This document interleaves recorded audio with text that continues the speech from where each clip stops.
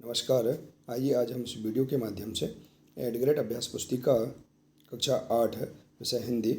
देखिए इस प्रकार से हमें यह एडग्रेड अभ्यास पुस्तिका प्रदान की गई है। हम देख सकते हैं इस बार देखिए इस बार यह नई एडग्रेड अभ्यास पुस्तिका हमें दी गई है।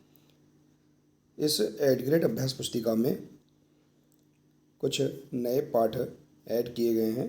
प्रश्नों को भी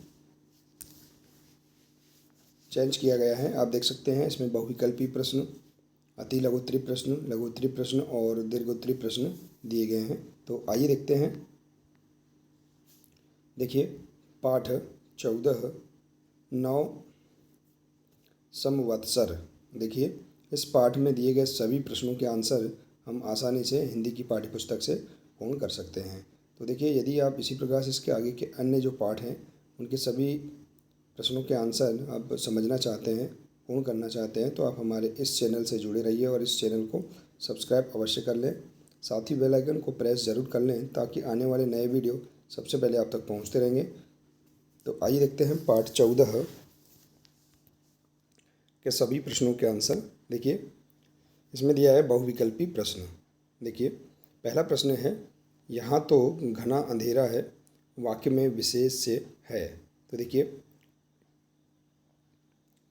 इसमें यहाँ देखिए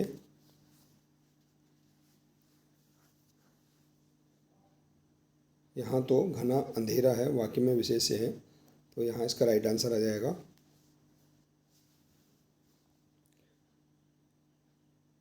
अंधेरा कैसा है? घना है। तो यहाँ पर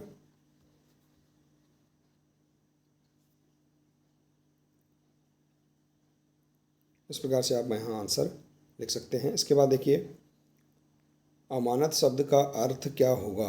देखिए अमानत शब्द का अर्थ क्या होगा?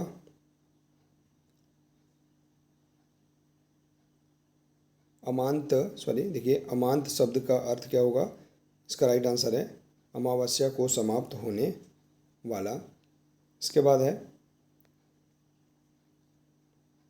वासंती नवरात्रि का पर्व कौन सा नहीं है। तो देखिए वासंती नवरात्रि का पर्व रामनवमी नहीं है। इसके बाद है चौथा प्रश्न, हेमलंब किसका नाम है। तो देखिए यहाँ संवत्सर का नाम हेमलंब है। इसके बाद देखिए अति लघुत्तरी प्रश्न पांचवा है, नव संवत्सर का अर्थ लिखिए। तो देखिए इसका आंसर नव संवत्सर का अर्थ भारतीय नववर्ष अर्थात नए साल से है। छठवां प्रश्न है, वासंती नवरात्रि का समापन किस पर्व पर होता है। तो देखिए वासंती नवरात्रि का समापन रामनवमी के दिन होता है। इसके बाद है चैती चांद पर्व क्यों मनाते हैं। तो इसका आंसर है यह पर्व भगवान झूलेलाल की जयंती पर मनाते हैं। इसके बाद अगला प्रश्न देखिए प्रश्न 8वां, नैतिक शब्द से मूल शब्द और प्रत्यय शब्दांश अलग अलग लिखिए। तो देखिए मूल शब्द है नीति, प्रत्यय है इक, नैतिक। तो इस प्रकार से नैतिक का मूल शब्द हो जाएगा नीति और प्रत्यय हो जाएगा इक। इसके बाद देखिए लघुत्तरी प्रश्न 9, विक्रम संवत की प्रथम तिथि से कौन कौन से प्रसंग जुड़े हैं लिखिए। तो देखिए विक्रम संवत की प्रथम तिथि से जुड़े प्रसंग, माना जाता है कि इस दिन भगवान ब्रह्मा ने सृष्टि की रचना की थी।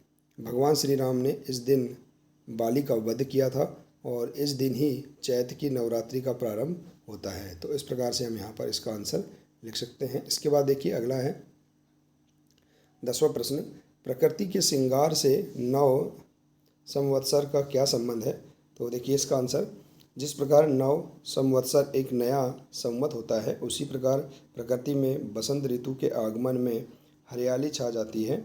इसी तरह बसंत ऋतु में प्रकृति भी अपना श्रृंगार करती है। इसके बाद देखिए अगला प्रश्न 11वां, उत्तर और दक्षिण भारत में विक्रम संवत किस माह से आरंभ होता है, इन्हें क्या कहते हैं। तो उत्तर और दक्षिण भारत में विक्रम संवत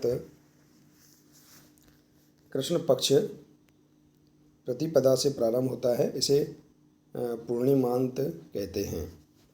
इसके बाद 12वां प्रश्न देखिए, नवरात्रि पर्व साल में सामान्यतः कितनी बार और कब से कब तक मनाए जाते हैं, इसके उनके नाम लिखिए।